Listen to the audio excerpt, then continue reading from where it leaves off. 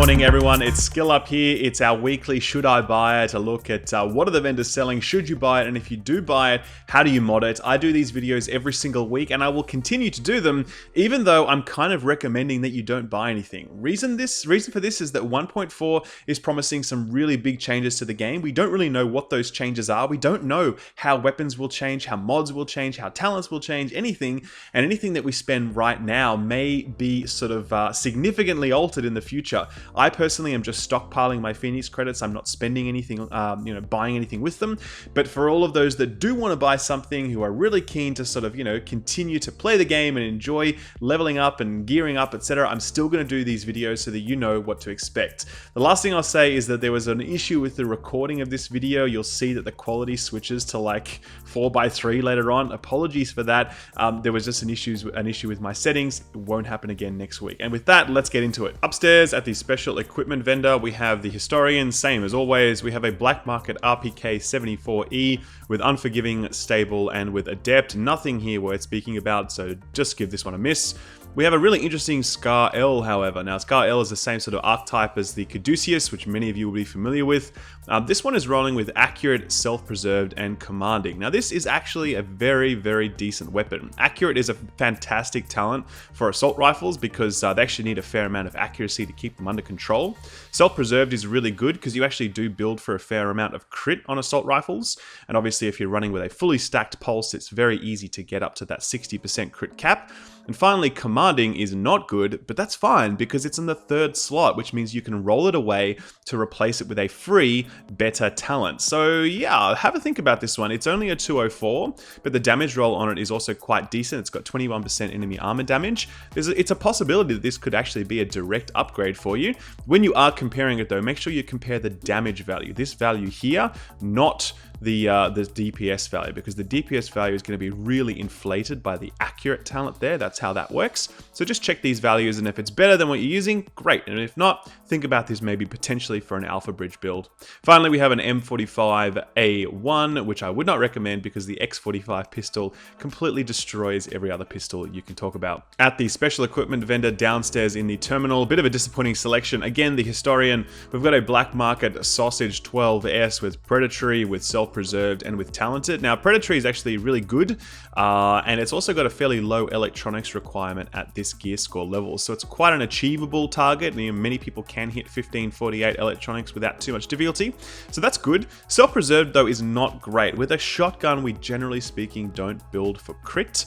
In fact, we never build for crit with a shotgun. The crit that we actually get is probably going to be incidentally from running with a pulse. So it doesn't really synergize very well with this weapon. Probably would never recommend having Self-Preserved on a shotgun.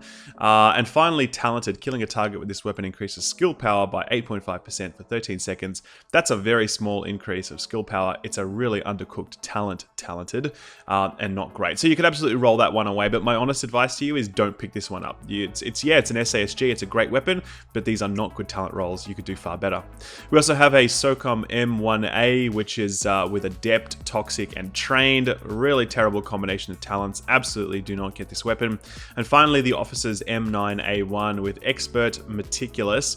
Again, X45 is the only pistol worth using at the moment. Don't bother with anything else. The special blueprints vendor in the terminal this week, his big ticket item is an electronics gear mod. It's the level 32 one for 466 Phoenix credits. So if you haven't got that one, grab that one. And with that, let's go downstairs to the underground. Downstairs in the underground, we have a disappointing haul. We have an enhanced PP19 with Swift, Dominant, and with Hurried. Swift is completely wasted on a PP19 because of the Hurried talent, which already gives you tons of reload speed. Plus, Swift itself is actually just really undercooked, giving you a very, very small benefit. We have Dominant. Every kill performed while your signature skill is active reduces the cooldown of other skills by 9%. Almost a useless talent given the fact that we're not chaining our signature skills. So yeah, not great. And finally, Hurried is, really nice from a PvE throughput perspective. Doesn't give you as much value in PvP, but overall, that's the 229 weapon for the week, and it's a big disappointment. Give that one a miss. We have another PP19 here, which is with Fierce, Capable, and Hurried. Now, Fierce. Not a bad talent, however, it does require 2064 electronics, which most people do not run with. As you can see, I've got 30k skill power here with 12k electronics, 1200 electronics, purely because obviously I'm stacking it on my mask and on my backpack. That's how most people do it. That's why it's very hard to hit this requirement. So bits disappointing there. Capable, you don't need this on a PP19. It is a super stable weapon in the first instance. Capable really brings nothing to the SMG class, so not great.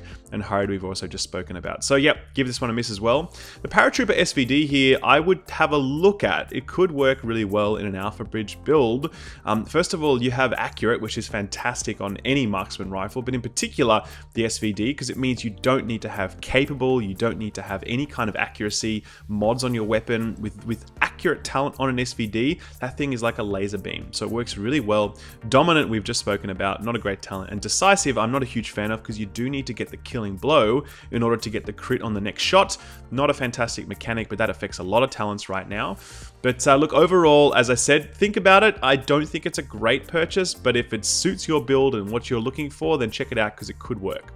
Finally, the PP19 down the bottom here is with stable, accurate, and hurried. Not great. We don't need stable. We don't need more accuracy, and we've spoken about hurried being quite decent. So not a good haul this week at the Underground. Let's see if the DZ is any better to us. Alrighty, so at the DZ vendor, DZ3, we've got an MP7, which I know everyone gets excited about, but sadly not this time. It's got Swift, which we've spoken about, not a good talent, especially on an MP7 since it reloads so fast already. We've got Sustained, killing a target increases your health by 6%. 6% is a very small value, not a particularly exciting talent. And we have Restored, killing a target with this weapon removes all negative status effects, which is an awful talent because it's very difficult to actually kill anything while you're under the impact of a status effect that you actually care about removing. So this one is a definite pass, sadly. We have an M870 Express, Dominant, we've talked about already, not great. Ferocious, damage against elite and named enemies is increased by 13%. Very, very good PvE talent. However, the M870 is primarily a PvP weapon. And furthermore, you need a requirement of 1733 electronics. Most people aren't going that deep into electronics. This being a 163 weapon, it's probably only good as an Alpha Bridge item or if you're just starting out.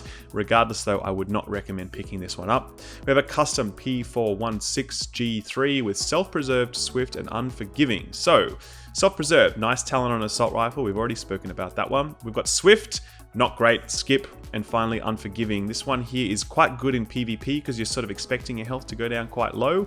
On PvE context, you're sort of, when your health gets low, you're typically going back into cover. You're not really looking to push out more damage. You're looking just to save your ass. So it doesn't really synergize that well in a PvE environment. Regardless, I just don't think this is a particularly great weapon. I definitely give this one a miss. We have a hunting M44 with competent, toxic, and vicious. Competent is not a bad talent to use with these bolt action M44s. It's really important to hit hard so you can kind of pop an ability and get it to proc. The challenge, of course, 2064 electronics. Very few people going that deep, so not great. Toxic. Headshots with this weapon have a 13% chance to apply the blind status effect. Yeah, this is almost never used by anyone. It's nice to have, but because the proc chance is so low, you just can't rely on it. So yeah, not a good purchase there. And finally, vicious. Critical hit chances increase when you're at full health. You are so often not at full health. This talent is mid-tier. It's not bad, but it's certainly not great. So yeah, unfortunately, the M44 not a winner either. Finally, the military M60E4. With that's the sort of 229 rank 90 weapon. It's got Dominant, we've spoken about. Fierce crit hit chance is increased by 9% when using this weapon. Fantastic talent, however, 2260 electronics.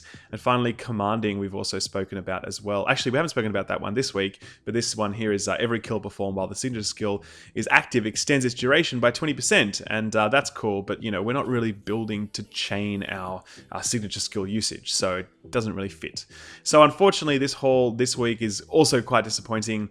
We do have a tactical AUG blueprint. The AUG is still a decent weapon, but it's absolutely not top tier. I'd recommend a PP19 for PvE, and I'd recommend an MP7 for PvP if you're looking for an SMG. And finally, the custom M44 blueprint. The M44 is not in a great place. It's not competitive versus the M1A or the SVD, but it's still a nice weapon to have under your belt. It's really fun to use. Hopefully, they'll buff it a little bit in 1.4. But, you know, by that point, you're probably not going to want to be using 204 level weapons anyway. So that's the DZ3 vendor done. The Darkzone gear mod vendor at DZ4 is selling a prototype performance gear mod with mobile cover damage resilience and skill power. Yeah, probably skip that one. However, they are selling an advanced performance mod with armor and with Ballistic Shield Health. Now, call me crazy, but I'm pretty sure they're going to fix the Ballistic Shield in 1.4. And if they do, this is actually a pretty good mod to have. I am going to be buying a few of these in the hope that the shield is fixed, and when they do, that I can kind of like drop a few of these into my build, because that's a very efficient amount of health on a mod, sorry. And the fact that it rolls with base armor also really works for a tank setup. So yeah, if you're interested in doing a Ballistic Shield build in the future, then do pick up a few of these, because I think it could work out quite well for you. The other major items are the Electronics gear mod and the Firearms gear mod. They're both the level 32 versions, so if you haven't got those, you can pick them up now. And very finally, at the Dizzy 5 vendor, the guy that sells the weapon mods, he's got a loud vent break, which is with increased threat and initial bullet stability. I would not recommend this at all. Initial bullet stability, terribly inefficient stat, and increased threat, it just doesn't even work properly at the moment. So yeah, give that one a miss. Quick release magazine is reload speed and magazine size. Reload speed gives you a very small increase in DPS when it comes to a weapon mod. It is not efficient versus so many other ways of getting increased DPS on a magazine. So yeah, give that one a miss as well. We've got a CQB scope down here, and that one has headshot damage bonus as its base, which is quite nice. We've got a quick release magazine, which is reload speed at its base, which we've already spoken about, not worth it. And we always have the same ones down here. We've got the hip fire accuracy and the accuracy ones. The accuracy one is quite worth it if you haven't got that already. And that's it. So that's the should I buy it for the week. As I said, guys, I'm hoarding my Phoenix credits in the sort of lead up to 1.4. But if you were looking at dumping some of your Phoenix credits, they're the options for the week. They're quite limited, but we'll keep this up. What we're going to do now is we're just going to take a very quick look at how to mod that assault rifle that I recommend that we purchased earlier. So let's have a look at how to mod this Scar L that we might have purchased. It's the same archetype as the Caduceus, which is what I'm going to be using for this demonstration. They handle exactly the same way, so that's why I'm going to be using it. You'll see that it has a mod slot in the optical, all down the bottom here. My one doesn't have a skin slot because it's a named weapon. Other than that, it's going to be exactly the same for you. If we fire the weapon naked, we see how it performs. We see that it pulls straight up. It does not pull to the left or right, and it's got a lot of reticle spread at the back end. See, when it goes all the way up there, the reticle becomes quite large. So from this, we can already tell that it's not going to need a lot of horizontal stability, and it's going to need a fair amount of accuracy. So what do? Let's start modding this thing. First up, we've got the optical slots here. I'd probably recommend accuracy and either critical hit chance or headshot damage, whichever one works for you. I personally prefer headshot damage. I just find that to be a very efficient stat, very reliable, because I'm not reliant on crit RNG. I just know that when I shoot in the head, I'm going to be doing extra damage, which is why I prefer it. But yes, accuracy is the main thing here. We need to get that reticle under control. On the magazine side, it really comes down to how you might want to use this weapon. Now, what do I mean by this? If I was using this in PvP, I'd probably want to go for a rate of fire over weapon damage, purely because, I want that throughput. I want to burst targets down quickly. If, however, we're talking about PvE, then I probably would recommend weapon damage. The other, just because, I've got longer sustained patterns of fire, it's more DPS efficient for me to go for the weapon damage mod there. More broadly speaking, though, if I keep the rate of fire down, the weapon is more easily managed, right? The faster it fires, the harder it is to sort of manage the recoil, the stability. So personally, I prefer weapon damage on assault rifles, purely because, as I said, I like the weapon to be more easily managed. So I'm going to put that on there. On the underbarrel slot here, I'm absolutely going to want to go for stability, definitely, and then it's a question of, do I want more accuracy or do I want horizontal stability? I think I might go for a little bit of horizontal stability here. I've got one that combines both, just because I'm going to be able to put more accuracy on the muzzle slot, which works really well, and I can't put any horizontal stability on the muzzle slot. So we're going to go stability and horizontal stability there. And finally, on the muzzle slot, as I said, I'm going to be chasing a little bit more accuracy and stability. I mean, I just really like my assault rifles to be super stable, super accurate. I know I sacrifice some critical hit chance, but personally, hitting the target more often is more valuable to me than critting an extra 6.5% of the time. So I'm going to be going stability and accuracy on that one, and then yes, let's fire the weapon without adjusting for anything, and you'll see how different it fires. There it is. So you can see the reticle takes a lot longer to get larger, right? It still does get very large towards the end because now obviously I've got a much larger magazine that I'm working to as well. But you can see the weapon is really not pulling back at all, nor is it pulling to the left or the right. So it's much more predictable. Now if I actually try and hit something as opposed to just firing, right, you see that's the level of stability that I'm able to achieve. Very stable weapon, but the reticle spread is the biggest problem. The more accuracy I can get on this weapon, the better. And if I'm shoot from cover where I get slightly better weapon handling, it's the same sort of thing. So it's really all about managing that reticle. And I think on the SCAR-L, you may want to think about, you know, sort of firing in bursts. Something like this feels quite good because I'm able to maintain that headshot accuracy and let the reticle shrink back down. But because the minute I just let it blow out, I just lose huge amounts of precision. Yeah. So look, that's how I personally mod a SCAR-L. As I said, you might want to go a little bit harder on crit chance versus stability, given how stable the weapon is. You might want to sacrifice a little bit of accuracy if you're playing a little bit more up close and personal. But personally, I think this is the optimal configuration. I think it works really well. Anyway, guys, that's it for the Should I Buy It for the week. As I said, I'll continue to do these in the lead up to 1.4 because, yeah, a lot of people still really value them. And you know, there might be one or two items that are still worth picking up. If you're still playing the game in a certain way, you're leveling up, whatever, and I want to make sure that you have all that information on hand. But guys, if you liked the video, do drop it a like. And if you haven't subscribed, you can subscribe for end-to-end division coverage. For now, guys, thanks for watching. Take good care, and I'll see you in the Dark Zone. Bye-bye.